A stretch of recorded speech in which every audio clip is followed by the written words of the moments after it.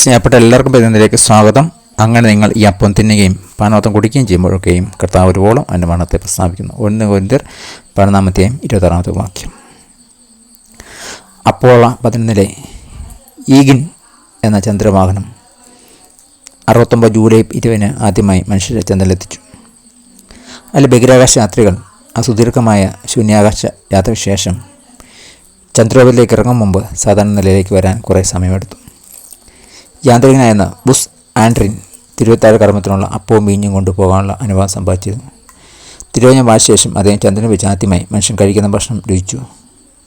പിന്നീട് അദ്ദേഹം എഴുതി, ഞാൻ എൻ്റെ സഭയിൽ നിന്നുകൊണ്ട് കൊണ്ടുവന്ന പാനപാത്രത്തിലേക്ക് ആ വീഞ്ഞ് പകർന്നു.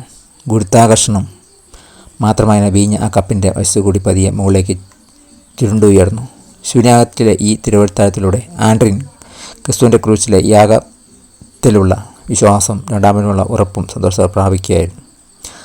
അവനെ കാണിച്ചു കൊടുത്ത രാത്രിയിൽ 1 കൊരിന്ത്യർ 12-21 വാക്യം നാം പഠിക്കുമ്പോൾ കാണുവാൻ സാധിക്കും. ക്രിസ്തു ശിഷ്യന്മാരും കൂടി ഇരുന്ന സംഭവം ഓർമ്മിപ്പാൻ അപ്പോസ്തലൻ പൗലോസ് നമ്മെ ആഹ്വാനം ചെയ്യുന്നു. താമസിയാതെ യാഗമായി തീരാനുള്ള തൻ്റെ ശരീരത്തെ അപ്പത്തോട് ക്രിസ്തു ഉപമിച്ചു. വീഞ്ഞിനെ ക്രൂശിൽ രക്തം ചൊരിഞ്ഞ് പാപമോചനം രക്ഷയും സാധ്യമാക്കിയ പുതിയ ഉടമ്പടിയുടെ പ്രതീകമായി പ്രഖ്യാപിച്ചു. നാം എവിടെ എപ്പോഴും തിരുവത്താഴം ആചരിക്കുമ്പോൾ യേശുവിൻ്റെ യാഗത്തുള്ള നമ്മുടെ ആശ്രയവും താൻ വാഗ്ദത്തം ചെയ്ത വീണ്ടും വരാനുള്ള പ്രത്യാശയും പ്രഖ്യാപിക്കുകയാണ്. നാം എവിടെയാണെങ്കിലും എഴുത്തുന്നേറ്റ് വീണ്ടും വരുന്നതിനായ ഏകരക്ഷകനായ യേശു ക്രിസ്തുവിലുള്ള വിശ്വാസ ധൈര്യത്തോടെ ആഘോഷിപ്പാൻ കഴിയും. തിരുവത്താഴത്തിൽ പങ്കെടുത്ത ക്രിസ്തുവിനെ അനുസരിക്കുന്നതിന് നിങ്ങൾക്ക് തടസ്സം ഉണ്ടായിട്ടുണ്ടോ? നിങ്ങളൊരു സഹവിശ്വാസി ചന്ദ്രനിൽ വെച്ച് തിരുവത്താൻ കഴിച്ച് യേശുവിനെ മഹത്വപ്പെടുത്തി എന്ന കാര്യം നിങ്ങൾ എന്ത് വികാരമാണ് ജനിപ്പിക്കുന്നത്? പ്രാർത്ഥിക്കാം. യേശുവേ, അങ്ങ് വീണ്ടും വരുന്നവരെ അങ്ങേക്ക് വേണ്ടി ധൈര്യത്തോടെ ജീവിപ്പാൻ എന്നെ സഹായിക്കണമേ. താങ്കൾ ഗോഡ് ബ്ലെസ് യു. പുതിയ ദിവസം പുതിയ അനുഭവങ്ങളെ ദൈവം നേരട്ടെ. God bless in Jesus name. Amen.